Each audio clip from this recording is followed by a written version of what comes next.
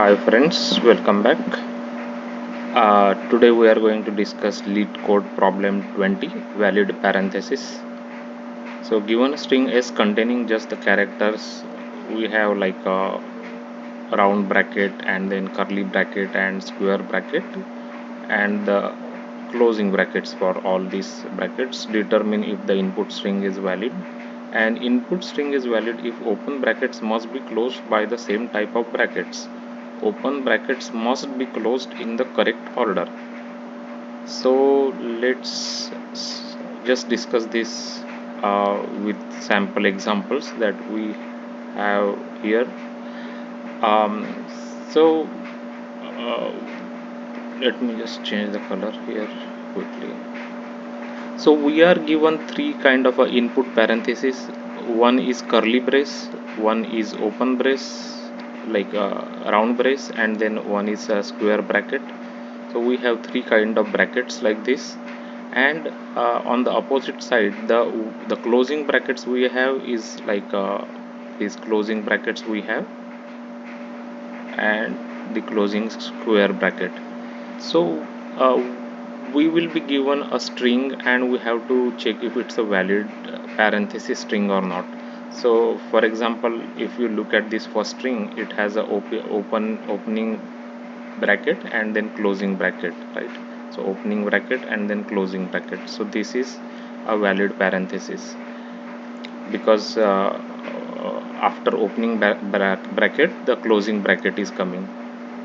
Let's discuss the second string. Here the opening opening bracket, round bracket, then closing round bracket, then opening square bracket, then closing square bracket, and then opening curly bracket, and then square closing curly bracket. So this is also a valid string because it is following a correct sequence of opening and closing of brackets. So both of these strings are, we will say that these are valid parenthesis string, and the remaining of these three strings are invalid actually. So all of these are invalid because the parenthesis sequence is not valid in these strings. So for example, if you look here, there is a opening bracket here, but there is no closing bracket for that opening bracket, so that's why it is invalid. So this one is not correct. Here we have opening closing, this is correct. Then again we have opening closing, this is also correct, but at the last character is the opening bracket, but there is no corresponding closing bracket for this, that's why it is an invalid parenthesis. And for the last example, we have just one character which is a closing bracket, but there is no corresponding opening bracket before the closing brackets, that's why it is not a valid parenthesis. So instead, if we have something like this, like opening and then closing, then this is a valid parenthesis. So how we can solve this problem? So we can solve this problem by using stack. So let's just discuss one of this example, like let's discuss this second example. So so for these three opening brackets, whenever we see any kind of opening bracket, we will just put that, like push that bracket into our stack. So we have this stack. So here, right, so we will see. So this is the example that we are discussing. Let me just write this is the example we are discussing. So when you see opening parenthesis, you just add this opening parenthesis here.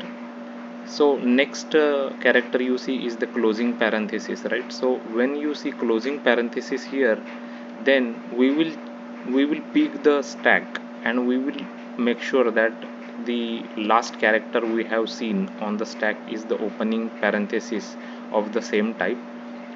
So if we see it, then we will just if we see it, then we will just pop this bracket, so the stack will be empty in that case because we popped it. Now we will keep going. So now we will see the opening, this one, like opening square bracket, so we will add it to our stack.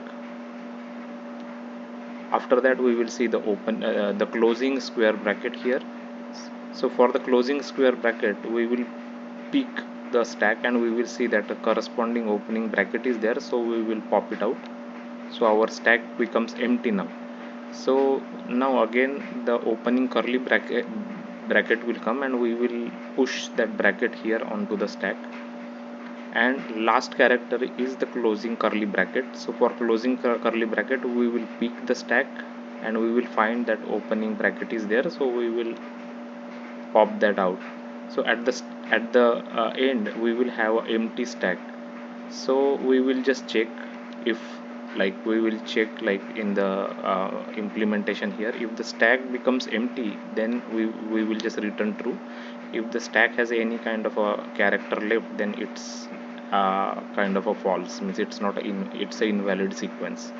So the same approach I have implemented here. So we created a stack of characters and we are going to iterate the string here, and we are going to read the string character by character here based on the using the char at I method. So we'll start with the first character, and whenever we see any of the opening brackets we are just going to push that into the stack, as you can see here.